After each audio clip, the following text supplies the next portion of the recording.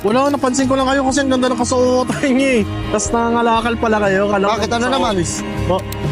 Hindi, Nagsuot ako ng ganitong damit para kahit paano makatanggap ako ng respeto. hindi, Kasi nakabase kayo sa ano no, sa kasuotan ng tao, sa laki ng pera ng tao.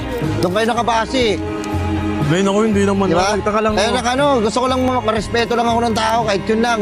Kahit yun lang nakakalungkot niya eh. Nakakalungkot dito sa Pinas. Sa totoosin lang. Alam mo kung bakit? Bakit po? Wala, pag wala kang bitaw, wala tayo ka sa kanila. Wala kang matatanggap na respeto ni isa pag wala kang pera, paniwala ka sa akin. Nakakalungkot, di ba? Baka ako, tsaka siguro punit-punit damit ko, tapos nangangalakal ako, baka sipahin mo pa ako eh. Hindi yun, grabe naman Gawin kayo. mo pa akong pusa eh. Hindi naman ako, ganun. Grabe naman kahit pusa ko, hindi ko sinisipa. Grabe naman kayo. O, tinong pa yung kasama mo, di ba? Nababahuan sa akin. Mayabang. Sir, hindi, ngayon lang ako kasi ako nakakita na, ang linis yung tignan, tapos nangangalakal. Oo nga. Bago lang ako. Ginagawa ko nga to para, di ba, kakaiba? Kakaiba nga ako eh. Oo, para makatanggap nga ako ng respeto nga. Yun lang yung gusto kong matanggap. Tsaka yung, hindi ko nilalang yung pangangalakal. Oo, syempre, hindi naman. Malaking bagay sa akin to. Dito ko napapakain pamilya ko. Oo, saludo ako sa inyo. Oo.